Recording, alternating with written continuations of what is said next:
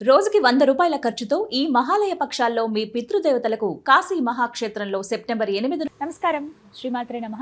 Welcome to Suman TV. నేను గీతాంజలి. ప్రస్తుతం మనం శ్రీ శ్రీ శ్రీ ఆనంద శివకామేశ్వరి సన్నిధానంలో ఉన్నామండి.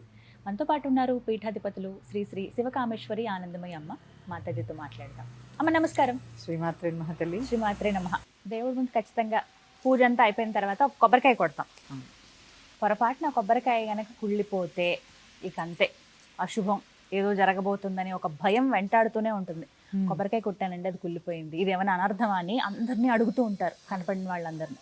అలాగే దేవాలయాలకు వెళ్ళినప్పుడు ఇలా జరుగుతూ ఉంటుంది. ఎక్కడైనా సరే చాలా చోట్ల నిజంగానే కొబ్బరికాయ కుళ్ళిపోతే అది అశుభమా? యాదేవి సర్వభూతేషు భ్రాంతి రూపేణ సంస్థిత. నమస్తస్యై నమస్తస్యై నమస్తస్యై నమో నమః. అందరికీ సమాధానం దొరికిందని అనుకుంటున్నాను. భ్రాంతేనా? ఎందుకంటే అమ్మా, పూర్వం కొబ్బరికాయలు కావాలంటే పెరట్లోకి వెళ్ళి తీయించుకొని వాడుకునేవారు కాబట్టి కుళ్ళేవి కాదు. ఇప్పుడు ఎక్కడి నుంచో ప్రయాణం చేసి వస్తున్నాయి. కొబ్బరికాయ ఎక్కువ కాలం నిలవ ఉండదు. కుళ్ళిపోక ఏమవుతుంది? కుళ్ళిపోయినంత మాత్రాన అశుభం ఏం కాదు. అది ప్రకృతి పరంగా జరిగింది, దాని పని అయిపోయింది, తీసి పక్కపడేసి ఇంకోటి కొట్టుకోండి. ఇలా ప్రతిదానికి భయపడుతూ ఉంటే ఇక బతకలేము. అందుకే భక్తి స్థానంలో భయం తీసి అవతల పడేయండి. అప్పుడే దేవుణ్ణి చూడగలం. వీళ్ళు ఏమనుకుంటారో, వాళ్ళు ఏమనుకుంటారో, అదేమవుతుందో, ఇదేమవుతుందో, ఆడవాళ్ళు చేయొచ్చా, చేయకూడదా, కొబ్బరికాయ పువ్వు వచ్చింది, కుళ్ళిపోయింది, దీపం పడి, ఎబ్బబ్బబ్బబ్బబ్బబ్బా. ఇక దీంట్లోనే ఉండే ఒక సాలిడ్ లాగా మధ్యలో ఉండి ఆ స్పైడర్ తయారు చేసుకుంటూ ఉంటామా మనం? అట్లా ఉండద్దమ్మా. నిజమైన భక్తి తెలుసుకోవాలి అంటే ముందు భయాన్ని తీసి పక్కకు పడేయండి. ఆ భయం అనే వస్తువే మీ దగ్గర ఉంచుకోకండి.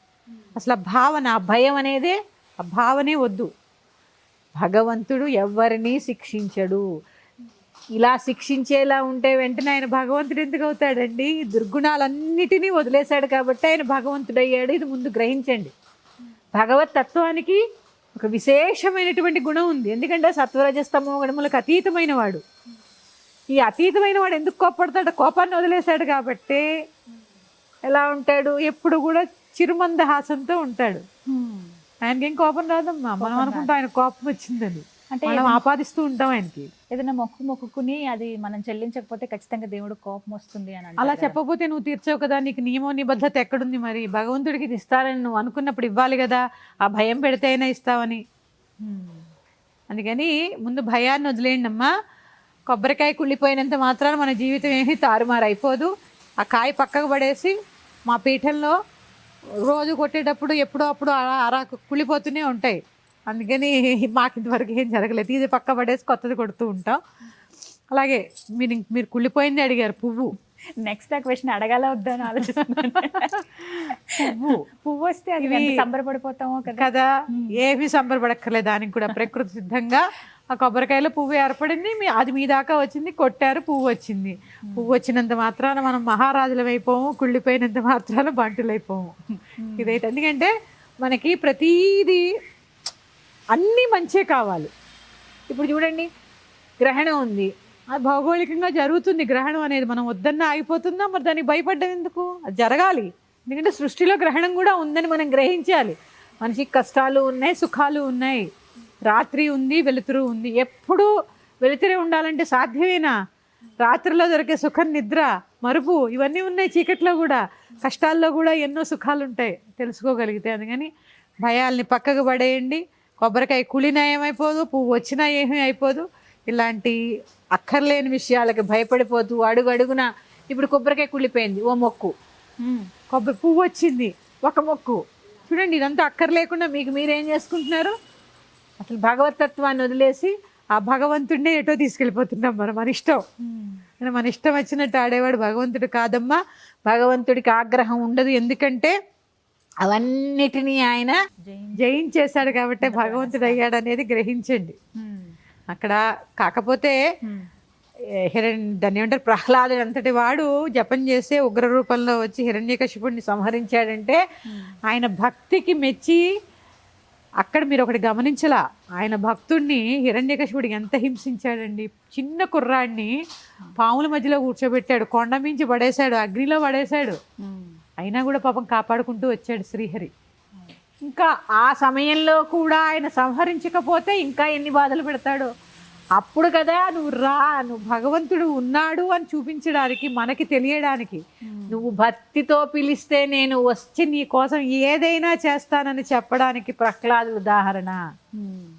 భగవంతుడిని పిలవడానికి భయపడలా, కొబ్బరికాయ కుళ్ళిందా అని అడగలా, భక్తిగా త్రికరణ శుద్ధిగా.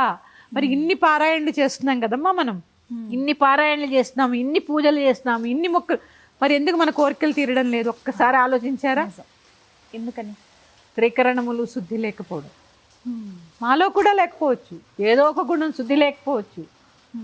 త్రికరణాలు శుద్ధిగా అడిగితే భగవంతుడు పలుకుతాడు.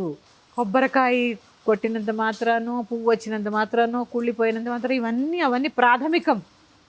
భగవతత్వం అంటే చాలా ఉంది తెలుసుకోవడానికి. భగవంతుణ్ణి ముందు తెలుసుకునే ప్రయత్నం చేయండి. అందుకే మనకి పూజ పెట్టింది కూడా అమ్మ. ఒక్కొక్క ఉపచారం చేస్తూ ఆ ఉపచారంలో ఉండే భగవత్ లక్షణాన్ని, భగవత్ తత్వాన్ని తెలుసుకోవాలి. ధూపం ఎందుకు వేస్తున్నాం, దీపం ఎందుకు వెలిగిస్తున్నాం, నివేదన ఎందుకు చేస్తున్నాం, స్నానం ఎందుకు చేయిస్తున్నాం, వస్త్రాలు ఎందుకు సమర్పిస్తున్నాం, ఇవన్నీ కూడా, ఈ ఉపచారాలన్నీ కూడా ఆంతర్యం ఏంటి, అవి చేస్తూ అసలైన భగవతత్వానికి చేరువవ్వాలి తప్ప ఎప్పుడు ఎల్కేజీలోనే ఉంటాం, నర్సరీలో కొబ్బరికాయల దగ్గరే ఆగిపోతాం. ఏ నూనె వేయాలి, ఎన్నొత్తులు వేయాలి, ఎన్ని దీపాలు పెట్టాలి, ఇవి పరిహారం చేస్తే ఇంత మనం ఏం చేస్తామమ్మా? ఉదాహరణ, నేను కూడా, పోనీ మీతో పాటు నేను కూడా కుడితిలో పడ్డ ఎలకల్లాగా కుడితిలోనే తిరుగుతాం. ఎందుకంటే మనకు బయటకు రావాలని ఉండదు. కానీ అమ్మ ఏం చెప్పింది? సంసార పంక నిర్మగ్న సముద్ధరణ పండిత. నువ్వు సంసారం అనే బురదలో ఉన్నావురా, నిన్ను ఉద్ధరించడానికి నేను ఉన్నాను అంటావు. అబ్బే, ఆ బురద పట్టుకునే ఉంటాం మనం.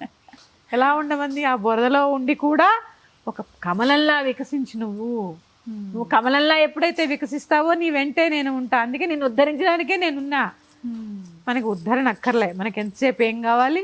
మన పిల్లలు డిగ్రీలు చదవాలి, ఉద్యోగం చేయాలి. మనం పుట్టింది ఎందుకు ఉండాలి? ఇవి కూడా ఉండాలి. ఎందుకంటే యుగ ధర్మాలు భుక్తి కావాలి. మరి అన్నం ఎవరు పెడతారని మీరు అడగచ్చు. కరెక్ట్, ఉండాలి. పిల్లలు చదువుకోవాలి, ఉద్యోగం చేయాలి.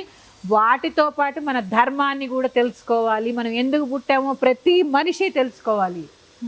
ఇలా తెలుసుకున్న రోజుని ఈ అపోహలు, భయాలు, ఇది చేయకూడదు, అది చేయకూడదు, ఆడవాళ్ళు చేయొచ్చా, మగవాళ్ళు చేయొచ్చా, ఆ పూజ, ఈ గ్రహణం, ఇవన్నీ కూడా ఎవరికి వాళ్ళకే సమాధానాలు దొరికేస్తాయి. అందుకని ఆలోచన మొదలు పెట్టండి. పెద్దగా థింక్ బిగ్. భగవంతుడి విషయంలో కూడా థింక్ బిగ్. పెద్దగా ఆలోచించడం నేర్చుకోండి. ఎప్పుడైతే పెద్దగా ఆలోచిస్తావు, ఎందుకంటే సూక్ష్మంగా ఉంటాడు కాబట్టి పెద్దగా ఆలోచించాలి. నీవార శోకవర్తన్మే పీతాభాసచనోపమాతస్య శిఖాయ మధ్య పరమాత్మ వ్యవస్థిత.